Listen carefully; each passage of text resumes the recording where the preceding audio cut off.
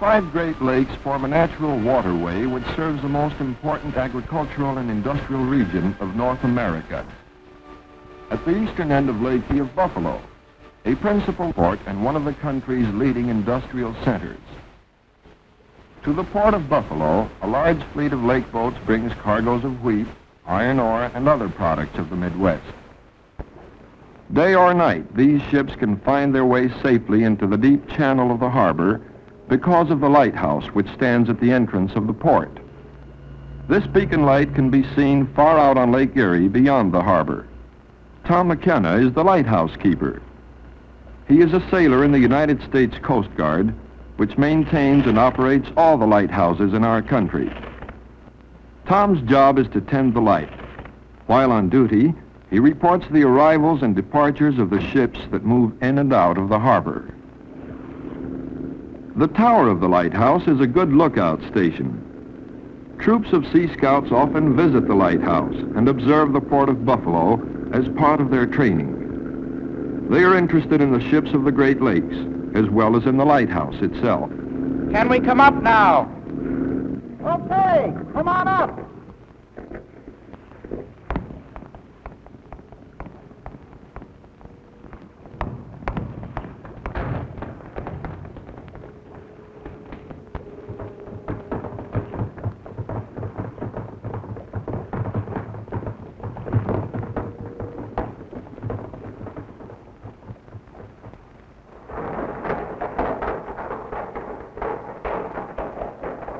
On their way to the tower, the scouts say hello to Steve Randolph, another sailor who helps Tom take care of the lighthouse.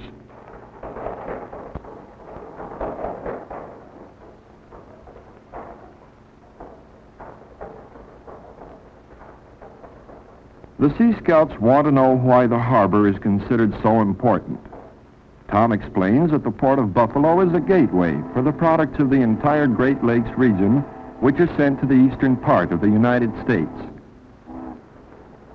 But the lake boats also bring raw materials for the industries of Buffalo itself.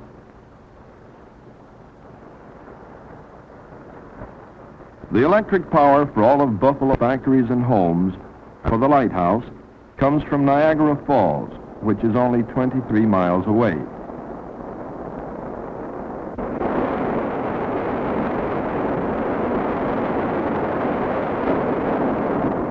The tremendous flow of water running down from Lake Erie into the Niagara River is used to make electricity in powerhouses below the falls. This source of cheap electric current so near to Buffalo has helped to make the city an industrial center. Communities much farther away than Buffalo are also supplied with hydroelectric power made at the falls. The electric power runs machines in Buffalo's factories which process the raw materials that are brought into its port. Buffalo has become a large city because it is located on the Great Lakes and is connected to the Atlantic coast through natural lowland routes.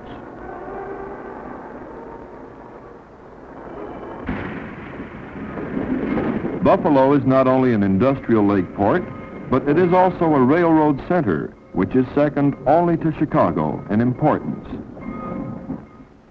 Following the natural lowland routes, railways link Buffalo with the big cities of the eastern United States and of Canada. 12 railroad systems connect with each other at Buffalo.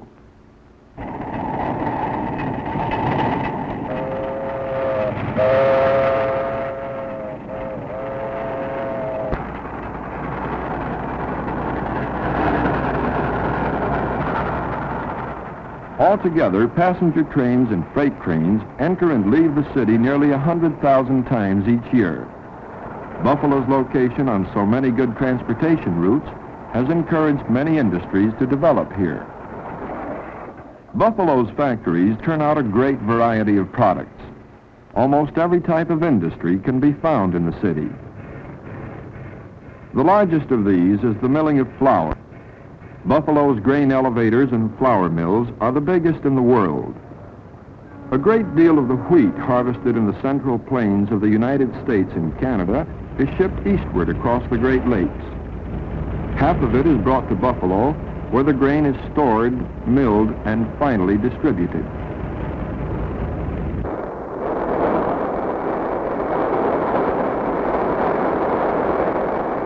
The making of flour is almost entirely a mechanical process. Machines remove impurities from the grain, separate the husks from the kernels, and grind the wheat into flour. They sift the refined flour into sacks and even sew up the bags.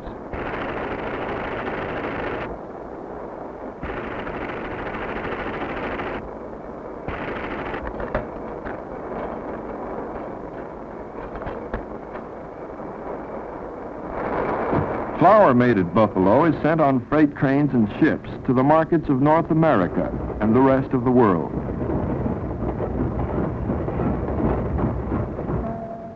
Another of Buffalo's big industries is the making of iron and steel.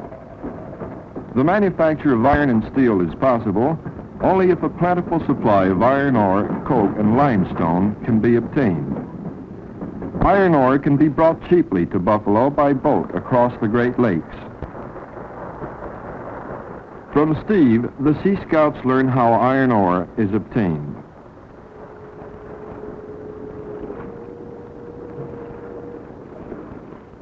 The iron mines are across the lakes, 1,000 miles from Buffalo, at the western end of Lake Superior in the section of Minnesota known as the Mesabi Range.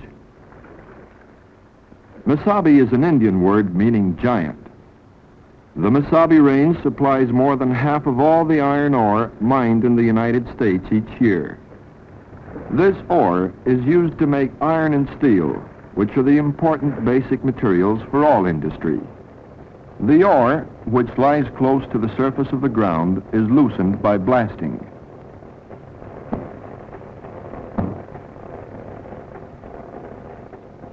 Sticks of dynamite are lowered into blast holes that have been drilled for them.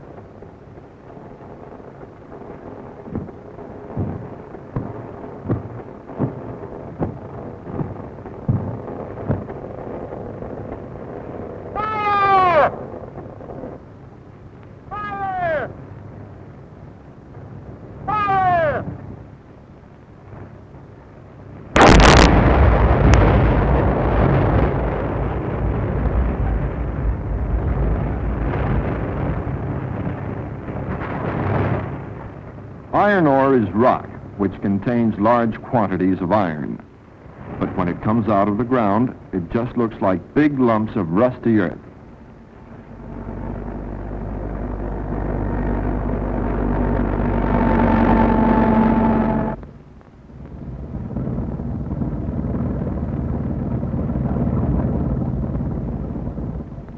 The ore is handled mainly by mechanical means. Trucks dump their loads through a trapdoor into a crushing machine. Then a long conveyor belt carries the crushed ore to freight cars. Trains take the ore from the Mesabi Range to Duluth, an important port at the western end of Lake Superior. The tracks run onto a trestle, and the trains stop directly over the loading docks. The ore drops through chutes into the holds of the ship. This method makes it possible to load large freighters within only an hour.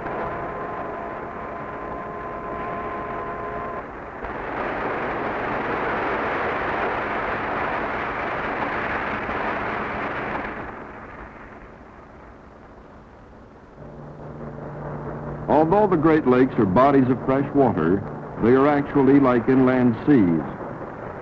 The Great Lakes do not have tides, but are often stormy and rough. Except during the cold winter months when the water freezes in the Great Lakes, hundreds of vessels ply the shipping lanes.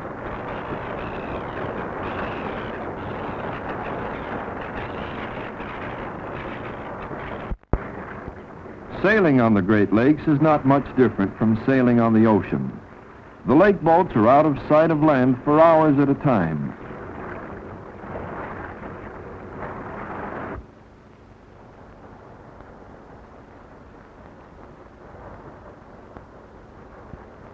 Their navigators use the sun and stars to determine the ship's position.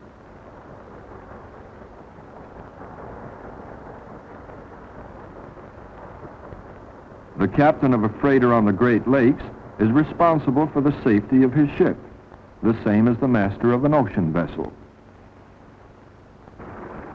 Like saltwater sailors, the crews keep the lake boats in good order. Many of these same men work on ocean-going vessels during the winter.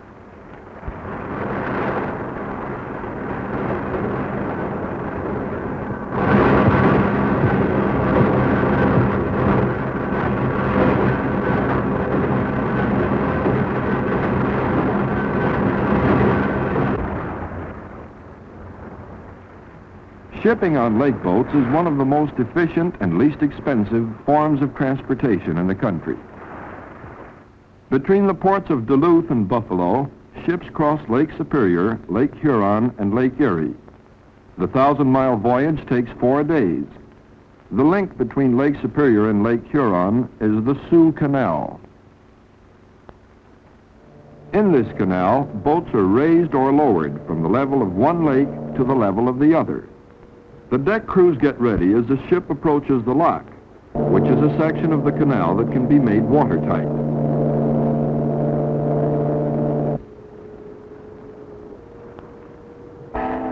When the boat is inside the lock, deckhands go ashore to handle lines and fenders.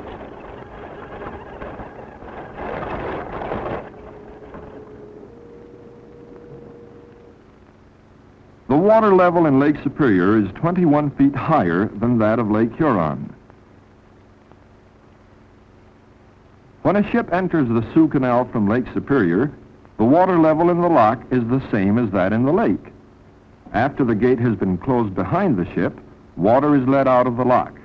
Finally, when the water inside has dropped to the level of Lake Huron, the gate is opened ahead of the ship, which can then continue on its journey.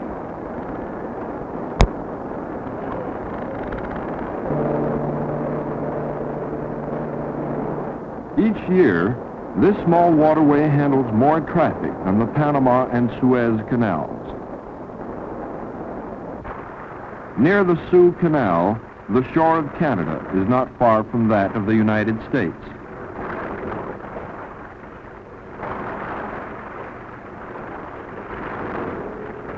Farther east, at Detroit, the shores of the two countries are linked by a bridge.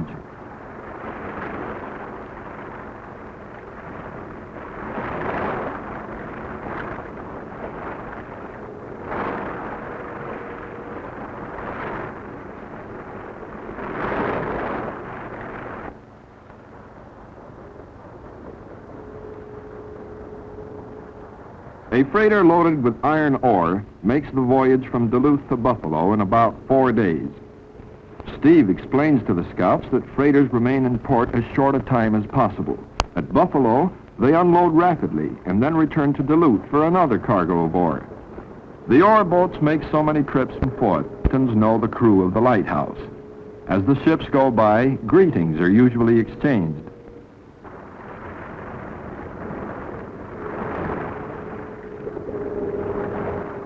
Inside the harbor, the freighters bringing ore tie up at docks close to iron and steel plants. Giant cranes are used to unload the ships. The engineer who controls the crane sits in a cab inside the moving arm. Bring her up! This complicated piece of equipment, like the other large machinery used in making steel, requires skilled operators.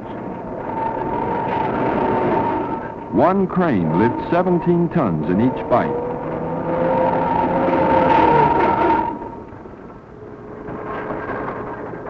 In half a day, it can transfer as much as 10,000 tons of ore from the holds of the ship to the stockpiles of the plant. As the ore is needed, other cranes move it from the stockpiles to skip cars, which carry it to the tops of the blast furnaces. In the blast furnaces, iron is made. To the ore is added limestone, which has been brought from northern Michigan by ship. Coke is also added. Coke is made from coal, which comes by train from the Pennsylvania coal fields.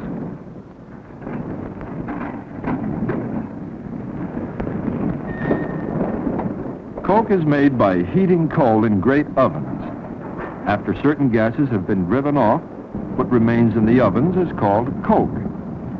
Coke has been found to be the best fuel to use in blast furnaces.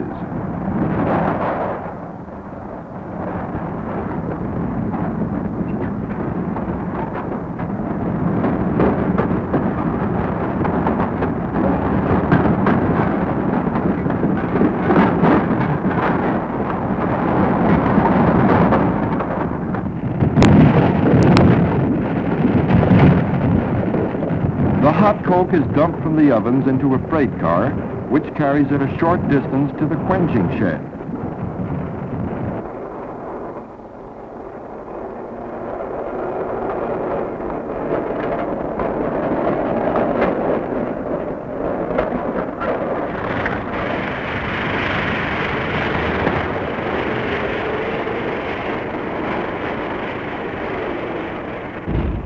Skip cars carry loads of iron ore, limestone, and coke to the tops of the blast furnaces.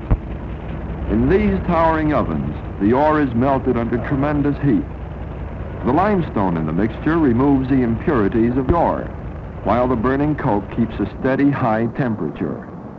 The pure molten iron sinks to the bottom of the furnace and is drawn off into molds which are called pigs. Iron molded in this way is called pig iron. Steel is iron which has been refined and strengthened by the addition of other minerals.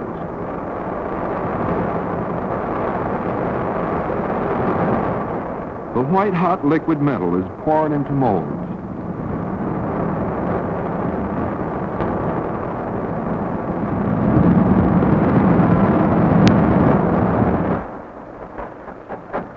When the metal cools, it hardens into blocks. These steel blocks are called ingots. Steel is stronger than iron, yet the metal of these ingots can be shaped to fit many needs. In the rolling mill, the ingots of steel are reheated and softened.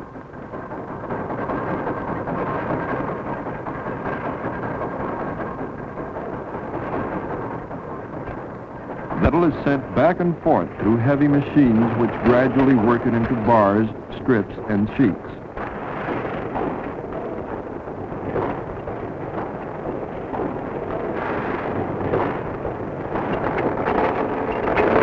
Even with all the machinery, many delicate and dangerous jobs in steel making must be done by men. The mills of Buffalo provide part of the steel which is a basic material for our country's industries. At the lighthouse with Tom and Steve, the Sea Scouts review what they have learned during their visit. They have seen for themselves how ships bring the raw materials of the Great Lakes region to the harbor of Buffalo. They know that hydroelectric power made at Niagara Falls nearby supplies the mills and factories of Buffalo, which turn raw materials into manufactured goods for shipment to all parts of North America.